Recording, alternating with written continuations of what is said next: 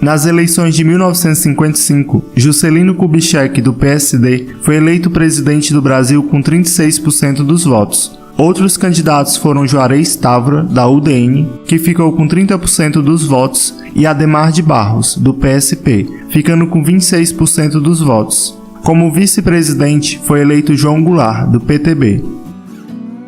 A aliança feita entre o PSD e o PTB garantiu estabilidade política durante o governo de Juscelino, enquanto que o ministro da Guerra, o Marechal Henrique Teixeira Lott, exerceu um importante papel pacificador, contribuindo para a harmonia do cenário político e para a manutenção da legalidade constitucional. Juscelino foi eleito com um discurso em que prometia realizar 50 anos de desenvolvimento em apenas 5 anos. Esse desenvolvimento seria realizado por meio do Plano de Metas, que era sua política econômica, sendo dividida em 5 setores: indústria de base, energia, transporte, alimentação e educação. Os setores que receberam mais prioridade em investimentos foram de transporte, energia e indústria de base. Já os setores de alimentação e educação acabaram não recebendo tanta atenção, não alcançando resultados significativos. No setor do transporte, foi priorizado o rodoviário ao invés do ferroviário. A malha rodoviária brasileira teve um índice de crescimento de 138% entre os anos de 1957 e 1961. Grandes estradas ligando os estados brasileiros foram construídas, como a rodovia ligando Belém a Brasília. A opção de priorizar as rodovias teve como consequências a dependência do petróleo, o descaso e o sucateamento da malha ferroviária e o alto custo de manutenção das estradas.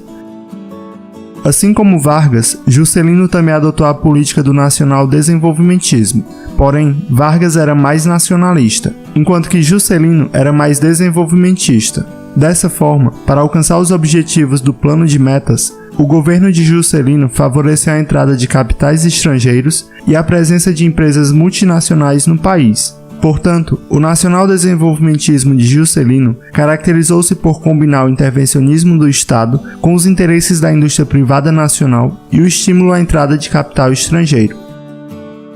A expansão industrial aberta ao capital estrangeiro fez com que muitas empresas multinacionais chegassem ao Brasil. Dessa forma, novos produtos começaram a ser fabricados no país e novos empregos foram gerados.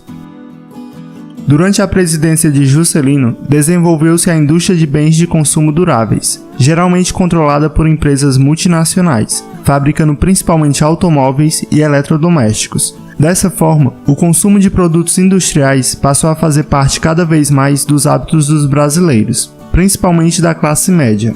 E assim, um novo estilo de vida começou a se formar no Brasil, cada vez mais próximo do modelo norte-americano, o American Way of Life. O grande destaque do governo de Juscelino é em relação à construção de Brasília, que era chamada de meta-síntese.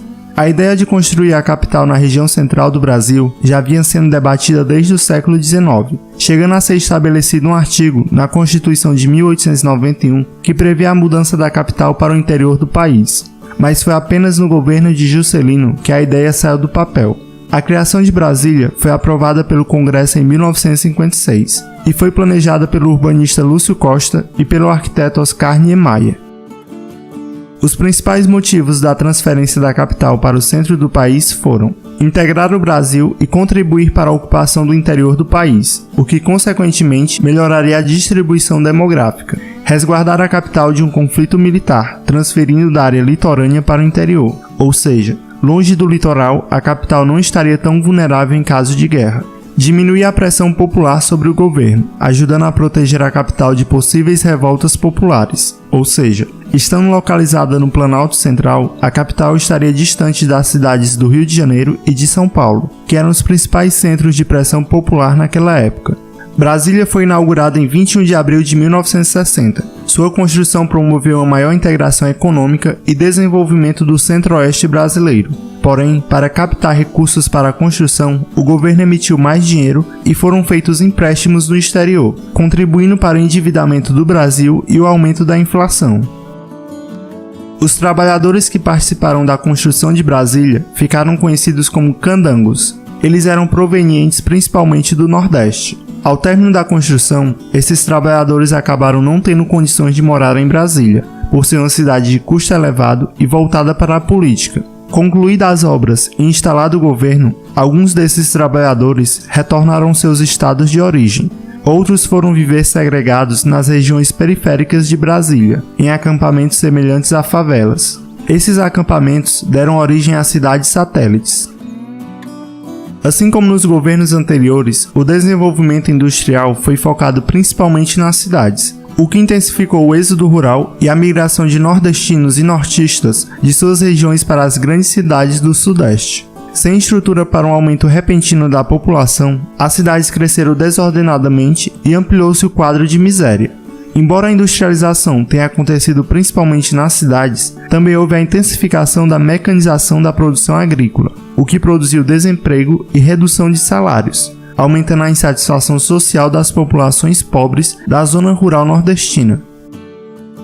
Em 1954, foi criada a Sociedade Agrícola e Pecuária de Plantadores de Pernambuco, a SAP, sendo legalmente constituída em 1955. A SAP era um movimento social anteriormente conhecida como Ligas Camponesas. Ela era organizada pelos trabalhadores do campo em busca de garantir acesso à terra, a trabalho e a melhores condições de vida. Durante o governo de Juscelino, a SAP exerceu um importante papel político em defesa dos trabalhadores rurais, os quais foram excluídos do desenvolvimento industrial. A situação de miséria da população nordestina motivou a criação em 1959 da Superintendência do Desenvolvimento do Nordeste, a SUDENE, com o objetivo de produzir estudos sobre a situação socioeconômica do Nordeste e encontrar soluções para a região, bem como para promover a sua industrialização. A SUDENE apresentou pouco sucesso, principalmente por conta do excessivo desvio de verbas governamentais e pela ausência de efetivos mecanismos de integração social. Em busca de empréstimos para impulsionar o desenvolvimento do país, em 1958, o governo brasileiro negociou seu primeiro acordo com o Fundo Monetário Internacional, o FMI, o qual fornecia ajuda financeira temporária aos países membros. Porém, já em 1959, Juscelino rompeu com a instituição, pois não aceitou as condições que estavam sendo exigidas, como a contenção dos salários, corte significativo nos gastos públicos e redução da inflação para 6% ao ano. A ruptura com o FMI teve apoio da população, que estava descontente com a elevação do custo de vida. As negociações com o FMI foram reatadas em 1960, com a visita do presidente norte-americano Eisenhower ao Brasil. No final do mandato do presidente Juscelino, os principais efeitos negativos de sua política econômica foram a alta taxa de inflação e o aumento considerável da dívida externa. Mas apesar de todas as dificuldades, grande parte das metas de Juscelino foram alcançadas. Quanto ao crescimento econômico, o Produto Interno Bruto brasileiro cresceu em média 7% ao ano, enquanto que a renda per capita aumentou num ritmo 4 vezes maior que no restante da América Latina. Parte dos gastos públicos favoreceu a sociedade como um todo, como a construção de estradas, a ampliação da rede de energia, principalmente com a construção das usinas hidrelétricas de Furnas e Três Marias, os novos produtos industrializados e a construção da nova capital. O período relativo ao governo de Juscelino ficou conhecido como Anos Dourados.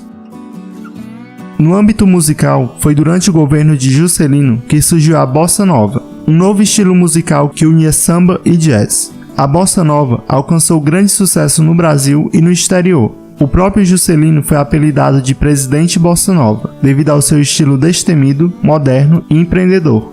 No futebol, em 1958, o Brasil conquistou seu primeiro campeonato mundial, o que deixou os brasileiros bastante entusiasmados. Nas eleições presidenciais de 1960, o PSD e o PTB se aliaram novamente, concorrendo pela presidência o Marechal Henrique Teixeira Lott, pelo PSD, e João Goulart para a vice-presidência pelo PTB. Outra aliança foi entre o PTN e a UDN. Jânio Quadros concorreu à presidência pelo PTN e Milton Campos à vice-presidência pela UDN. Jânio Quadros tinha sido governador de São Paulo e em seus discursos ele dizia que iria fazer uma limpeza na estrutura política nacional, através do combate à corrupção. Para simbolizar essa ideia, ele usava uma vassoura na sua campanha eleitoral. Como votava-se separadamente para presidente e para vice-presidente, Jânio Quadros foi eleito presidente com 48% dos votos e João Goulart foi eleito vice-presidente com 36% dos votos. Com cerca de 5,6 milhões de votos, Jânio Quadros foi o presidente eleito com maior número de votos até então.